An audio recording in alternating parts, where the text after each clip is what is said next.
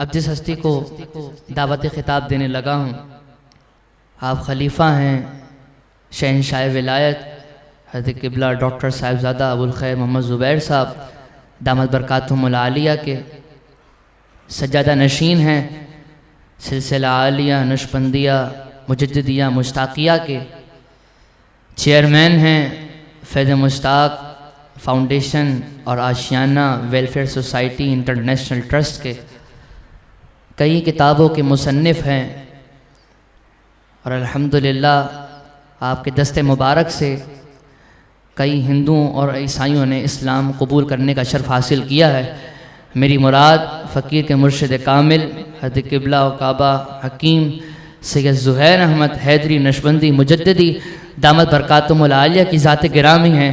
हज़रत से गुजारिश करूँगा तशरीफ़ लाएँ और अपना इल्मी और रूहानी बयान से हमारे क़ुलूब को मुनव्वर फरमाएँ। हज़रत से आने से कबल नारों से इस्तक़बाल कीजिए। नारे तकबीर, नारे तकबीर, नारे रिसालत, नारे रिसालत, नारे रिसालत, फैज़ मुश्ताक जारी रहे। तशरीफ़ रखें। अल्हम्दुलिल्लाह, अल्हम्दुलिल्लाहि रब्बिल आलमीन वलाक़िबतु लिल मुत्तक़ीन वस्सलातु वस्सलामु अला अशरफिल अंबियाहि वल मुरसलीन व अला आलिहि व अस्हाबिहि व अज़वाजिहि व अहले बैतिहि व औलियाहि उम्मती अजमाइन। अम्मा बाद फ़अऊज़ु बिल्लाहि मिनश शैतानिर रजीम। बिस्मिल्लाहिर रहमानिर रहीम। इन्नल्लाह व मलाइकतहु युसल्लूना अलन नबी या अय्युहल्लज़ीना आमनू सल्लू अलैहि व सल्लिमू तस्लीमा। मिलकर दुरूद पाक पढ़े। अल्लाहुम्मा सल्लि अला सय्यिदिना मुहम्मदिन व अला सय्यिदिना मुहम्मदिन व बारिक वसल्लम। सलातु वस्सलामु अलैका या रसूल अल्लाह व अला आलिका व अस्हाबिका या हबीब अल्लाह। अस्सलातु वस्सलामु अलैका या रहमतल लिल आलमीन व अला आलिका व अस्हाबिका या शफ़ीअल मुज़निमीन व इमामल अव्वलीन व आखिरीन। हम्द सलात के बाद तमाम की तमाम तारीफ़ें अल्लाह तबारक व तआला के लिए जो इस पूरी कायनात का मालिकुल मौला पालने वाला रब है। करोड़ों करोड़ दुरूद रसूलुल्लाह सल्लल्लाहु अलैहि वसल्लम के लिए कि जिनके चेहरे अनवर के नूर के आगे सूरज भी बेनूर हो जाता था। अल्लाह का फ़ज़ल और करम है, उसका एहसान है कि उसने ये महफ़िल मुबारक अता फ़रमाई और हर साल की तरह इस साल भी इल्म और इरफ़ान से, नूर से और रूहानियत से भरपूर इल्मी महफ़िल आज मस्जिद मुकाम महमूद में मुनक़िद की गई है। तहे दिल से अपने हज़रत शहंशाह विलायत शेखुल हदीस व तफसीर हज़रत अल्लामा डॉक्टर साहबज़ादा अबुल खैर मोहम्मद ज़ुबैर नक्शबंदी मुजद्दिदी दामत बरकातुहु आलिया का बेहद मशकूर कि कीमती वक्त में से इस महफ़िल के लिए वक्त निकाला। अल्लाह ताला इनके साए को हमारे सरों पे तादे सलामती अता फ़रमाए और हमें इनसे मुस्तफ़ीज़ होने की तौफ़ीक़ अता फ़रमाए। ख़ानवादे मुजद्दिदिया के चश्मो चराग़ बिलाल आगा मुजद्दिदी भी मौजूद हैं, साहबज़ादा हुज़ैर महमूद अज़हरी साहब भी तशरीफ़ लाए थे और दीगर उलमाए कराम और आप तमाम मोहब्बत वालों का तहे दिल से शुक्रिया अदा करता हूँ कि आप लोग यहाँ महफ़िल में तशरीफ़ लाए। बल्कि यूँ कह लीजिए कि अल्लाह ताला ने आपके नसीब भी ये महफ़िल लिखी हुई थी। वैसे तो मैं सोच रहा था कि बहुत सारी आलिमाना और आरिफाना गुफ्तगू करनी है, लेकिन क़िबला हकीम साहब मेरे दादा हजूर की ज़िंदगी मेरे सामने ऐसे आ रही और उनकी मोहब्बत और खुलूस।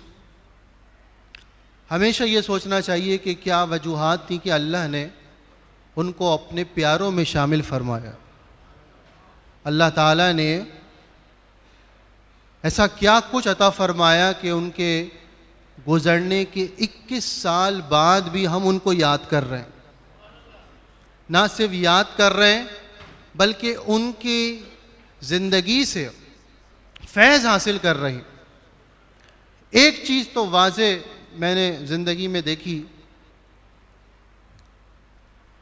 जो मेरे दादा हुजूर में मैंने 18 साल 20 साल देखा करीब से,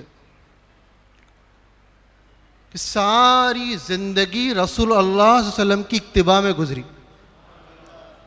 सुबह से लेकर रात तक जो भी मामूलात थे ज़िंदगी के, वो अल्लाह के हबीब करीम सल्लल्लाहु अलैहि वसल्लम की ज़िंदगी के मुताबिक थे। दूसरी चीज़ तकवा, गुनाहों से इज्तनाब था और अल्लाह की इबादत में मसरूफ़ रहते, मखलूक खुदा की खिदमत में मसरूफ़ रहते। फिर जैसे साहबजादा उज़ैर साहब बता रहे थे, मुर्शिद कामिल का अदब और उनके दिल से निकली हुई दुआएं।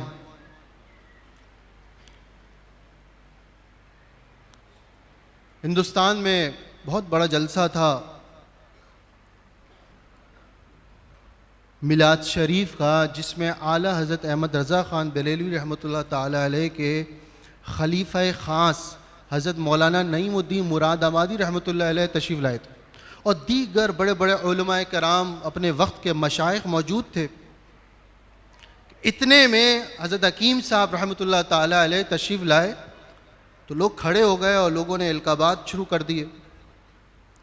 तारीफ़ तो किसको अच्छी नहीं लगती, अलकाबात तारीफ़। उसी वक्त क़िबला हकीम साहब रहमतुल्लाह अलैह ने उनको रोका, रुक जाओ।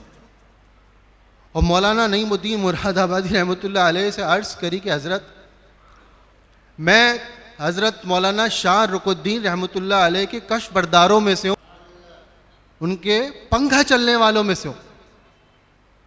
महफिल के इख्तिताम के बाद मौलाना नईमुद्दीन मुरादाबादी रहमतुल्लाह ताला अलैह ने हज़रत शाह रुकुद्दीन रहमतुल्लाह अलैह आपके मुर्शिद कामिल से अर्ज़ करी कि हकीम मुश्ताक साहब से हम बड़ा मुतासिर हुए, बड़ा कमाल का इनका अदब था और कमाल की मोहब्बत थी और आपसे जो ताल्लुक़। तो हज़रत मौलाना शाह रुकुद्दीन रहमतुल्लाह ताला अलैह ने मकतूब लिखा, हकीम साहब के नाम ख़त लिखा।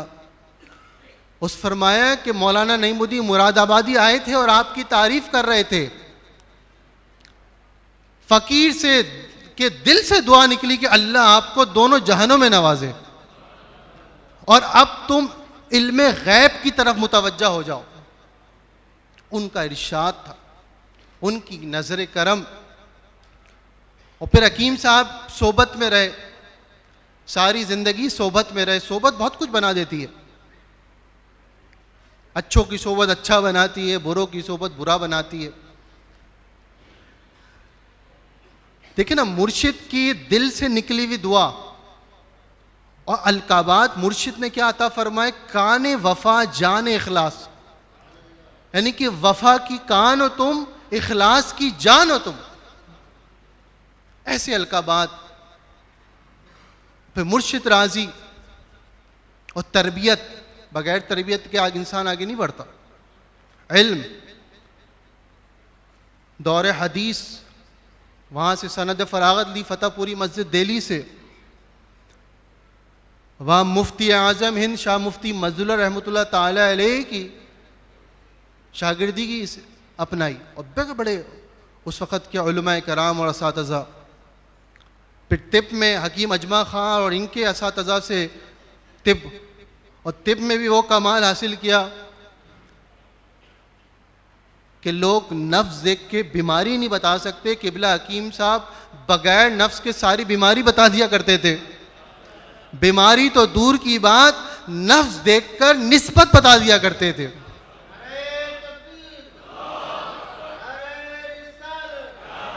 कोई चीज छुपी भी नहीं थी। बड़े बड़े औलिया कराम आए, बड़ी बड़ी हस्तियां आईं। अज़हर साहब का तकवा, परहेजगारी अपनी जगह, सारी जिंदगी एक ही खाना खाते, सारी जिंदगी। मैंने 3 चीजें देखी, कम सोते, कम बोलते और कम हंसते, मुस्कुराते भी कम, खाना भी कम खाते थे, सोते भी कम थे। लेकिन कमाल का उनके अंदर इस्तिकामत थी। मुक़द्दस मस्जिद में महफिल होती थी, बड़े हज़रत तशरीफ़ लाते थे, शाह मुफ्ती मोहम्मद महमूद अलवरी रहमतुल्लाह ताला अलैह। इतनी तेज़ बारिश हुई एक दिन, लोगों ने कहा कि आज महफिल में हकीम साहब नहीं आएंगे मतब से। लेकिन जैसी वहाँ पे वक्त हुआ महफिल का और शदीद बारिश, पानी घुटनों तक खड़ा हो गया था, लोगों ने देखा, हैरान हो गए कि बिला हकीम साहब पानी में से चलते हुए तशरीफ लिया। ये है इस्तिकामत और अदब। मेरे हज़रत अपनी महफिलों में अक्सर फरमाते हैं कि हकीम साहब किबला पे अदब ख़त्म था, इससे आगे हमने अदब नहीं देखा। किबला मसूद मिल्लत प्रोफेसर डॉक्टर मसूद अहमद रहमतुल्लाह ताला अलैह अपने मकतूब में मुझसे कहते हैं कि हकीम साहब की ज़ात इस बेअदबी के दौर में अदब का मीनारे नूर है। इस बेअदबी के दौर उनका अदब, मुर्शिद खाने का अदब, मुर्शिद का अदब, मुर्शिद खाने का अदब, उनकी आल औलाद का अदब, उनके इलाके वालों का अदब, हत्ता कि उनके गांव से कोई आ जाए उसका अदब। इसी अदब की अब कमी हो गई है। जो पाकिस्तान में जो हालात बिगड़ रहे हैं, हम अल्लाह के वलियों से वाबस्ता हैं, लेकिन फिर भी बेअदबी की इंतहा है। किन किन मामलात में हमारे लोग लग गए।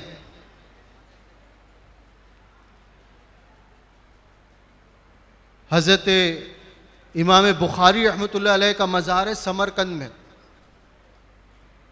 वहाँ कहत पड़ गया, बारिश नहीं हुई, तो वहाँ के किसी शख्स ने वहाँ के काजी को ख़त लिख के भेजा कि हम सब मिलके इमाम बुखारी के रोज़े पे चलते हैं और अल्लाह की बारगाह में इनका वसीला पेश करते हैं। जब काजी ने वो उनकी उस दरख्वास्त को कबूल किया तो सबको लेकर पहुंच गए इमाम बुखारी रहमतुल्लाह अलैह के मज़ार अक़दस पे और अल्लाह का इनका वसीला पेश किया, या अल्लाह इनके सदके बारिश फरमा दे। ये कहने की देर थी कि बारिश अल्लाह ने अता फरमा दी।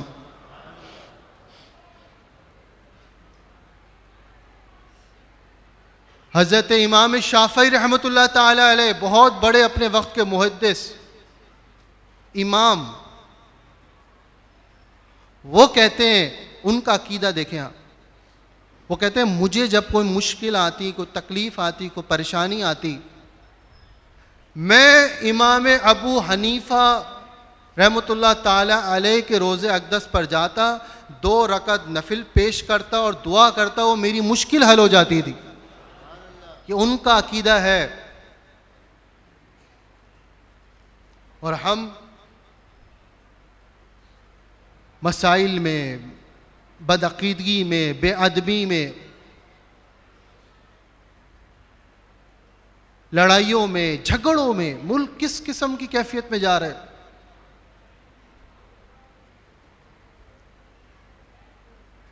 क़िबला हकीम साहब, क्योंकि मुझे याद है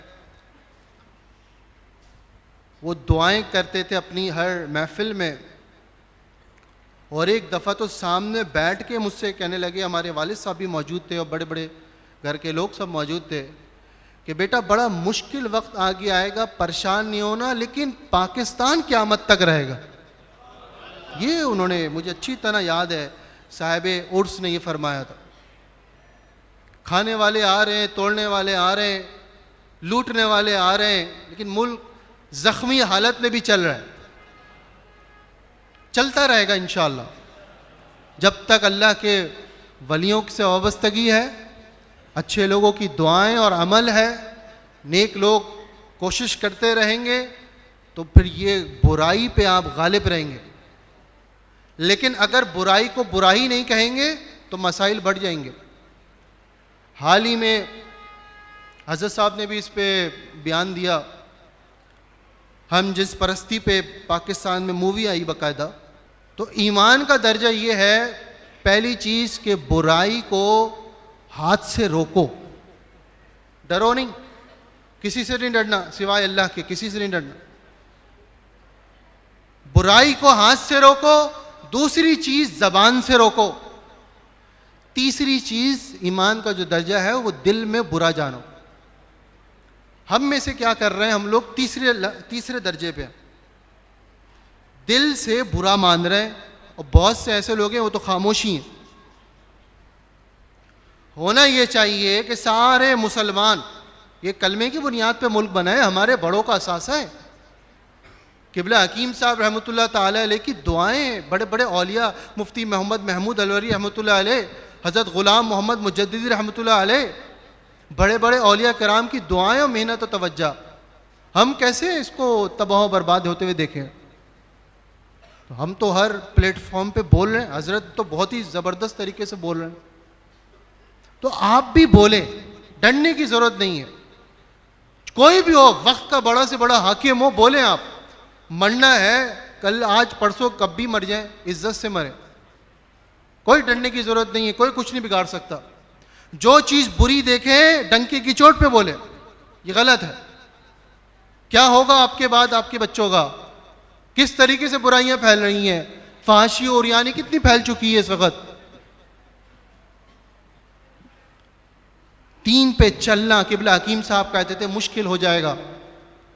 लोग हक बात नहीं कहेंगे, हक बात कहते हुए मुश्किल आएगी। वो खुश नसीब लोग थे जिन्होंने इन कामिल औलिया कराम की सोबतें उठाई हैं। हकीम साहब किबला की जिंदगी में होने वाले वाकयात मैंने किताबों में लिखे हैं।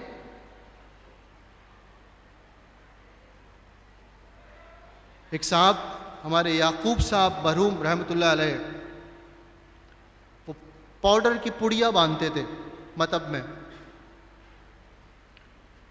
इतना बांधी उन्होंने पुड़िया कि उनका नाखून उतर गया।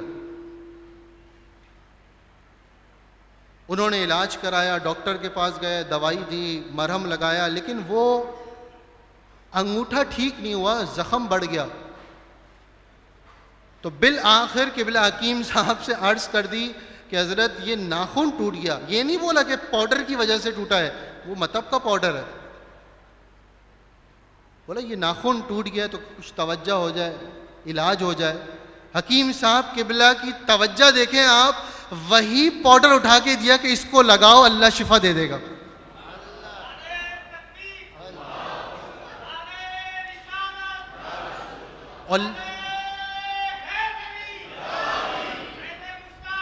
और लगाया उन्होंने वही पाउडर। न कह सकते थे, आज का कोई बंदा होता तो कह देता कि हजरत इसी से तो टूटा है मेरा पाँव, कह देता कि मेरा नाखून इसी पाउडर से टूटा है, लेकिन नहीं, वो अदब जानते थे। उन्होंने कहा नहीं हजरत मैं लगाऊंगा, और लगाया और अल्लाह ने शिफा दी। हजरत का अपने मुर्शिद खाने से वाबस्तगी देखें आप। हैदराबाद के उर्स शरीफ में जो चने मिलते थे वो आज तक हम अपने मतब में रखते हैं। हर साल हजरत साहब की इनायत है, ज़्यादा लेके जाते हैं। और किबला हकीम साहब जब मरीज़ दवा से ठीक नहीं होता था तो वो चने का पाउडर, जिसका मेडिकली कोई इतना वो फ़वाइद नहीं है, लेकिन हकीम साहब किबला का रूहानी ताल्लुक़ ऐसा था अपने मुर्शिद खाने से, वो पाउडर उस मरीज़ को देते थे तो वो मरीज़ आके कहता था कि वो दवा से फ़ायदा नहीं हुआ, लेकिन आपने जो अलग से दवा दी है उससे शिफा हो गई।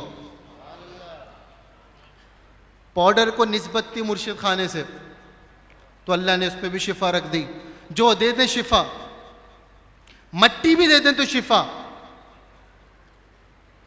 हमारे खिदमतगार हैं, अभी भी हैं माशाल्लाह, वो मुझे बताते हैं कि उनके दोस्त ने कहा कि मैं एक बहुत बड़े बुजुर्ग से लेके मिलने जा रहा हूँ, तुम भी चलो।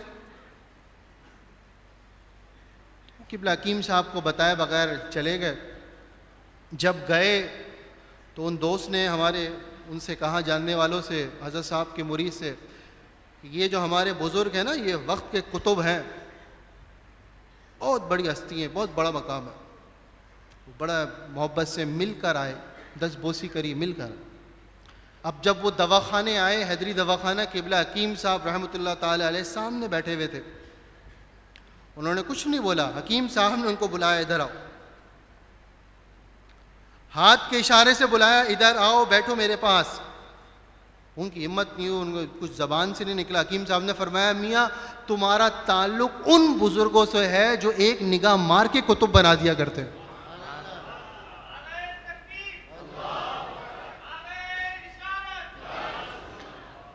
तो तकवा, परहेज़गारी और अपने मुर्शिद खाने से वाबस्तगी, ज़ाहिरी और बातनी दोनों, तो अल्लाह का करम होता है। नबूवत का दरवाज़ा रसूलुल्लाह सल्लल्लाहु अलैहि वसल्लम पे ख़त्म हो गया, लेकिन विलायत का दरवाज़ा खुला हुआ है। वली आते रहेंगे, क़यामत तक आपकी तबलीग तदरीस करते रहेंगे, आपकी रहनुमाई करते रहेंगे, और ये सिलसिला क़यामत तक जारी और सारी रहेगा। हकीम साहब किबला अपने मामलात में बहुत एहतियात करते थे, वो बहुत पर्दा रखते थे। अलकाबात पसंद नहीं थे, तारीफ पसंद नहीं थी, सादा जिंदगी गुजारते। लेकिन कमाल की इस्तिकामत,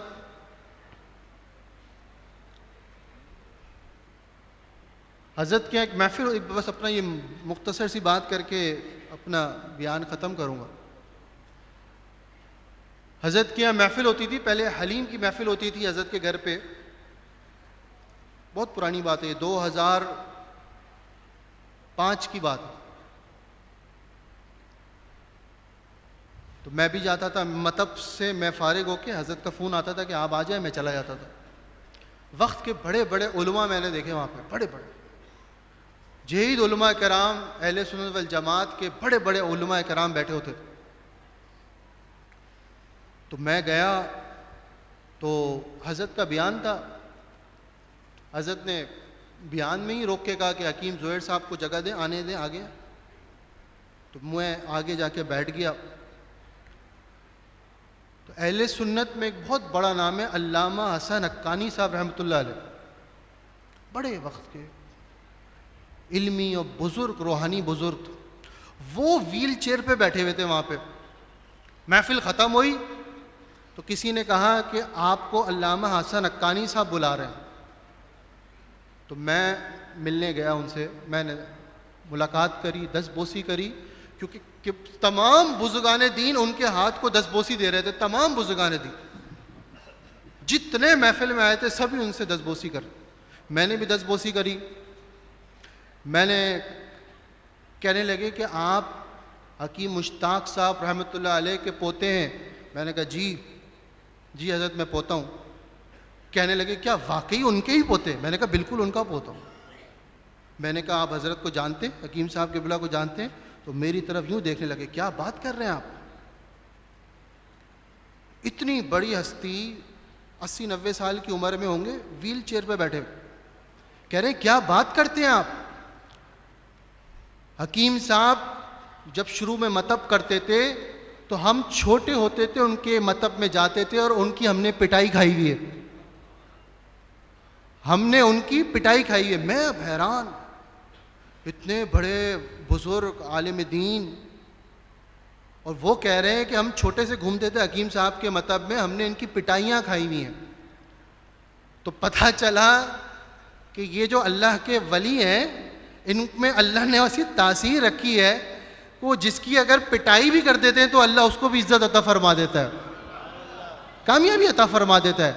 वाबस्ता हो जाए बस आप, ज़ाहिरी तौर पे, बातनी तौर पे, इल्मी तौर पे, रूहानी तौर पे। अब ये फैज़ मुश्ताक कितना बढ़ गया। अहले सुन्नत वल जमात में आपके इलाके का इदारा,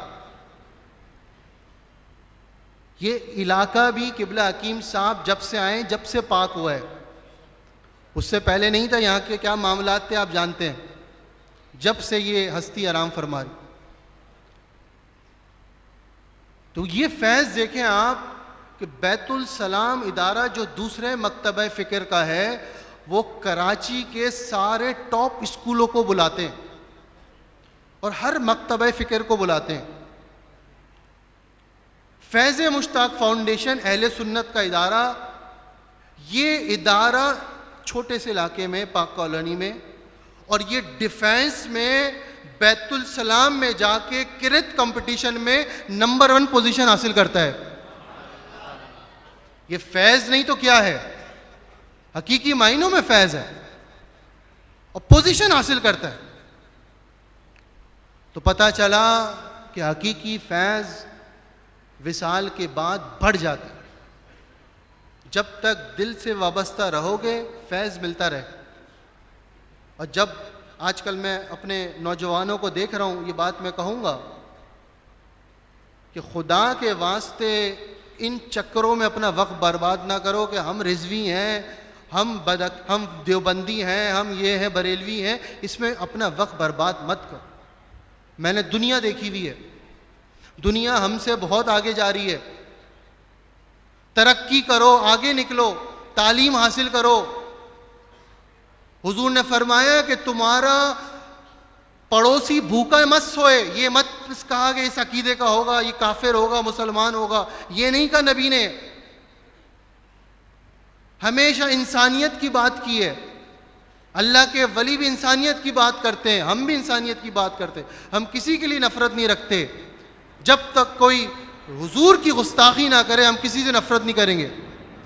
हुजूर की अदब लाजिम, हुजूर की आल का अदब लाजिम, हुजूर के सहाबा का अदब लाजिम। जो ये नहीं करेगा उससे हमारी वाबस्तगी नहीं होगी। लेकिन किसी को बिला वजह लड़ाई झगड़ों में मज़ीद मत बांटें। तो अल्लाह ताला इस महफिल की बरकत से हमारे मुल्क के पाकिस्तान को शाद और आबाद फरमाए और अल्लाह ताला हर किस्म की आफात व बलैयात से महफूज फरमाए और अल्लाह ताला हकीकी मायनों में फैज़ लेने की हमें तौफीक अता फरमाए। व आखिर दावाना अल्हम्दुलिल्लाहि रब्बिल आलमीन।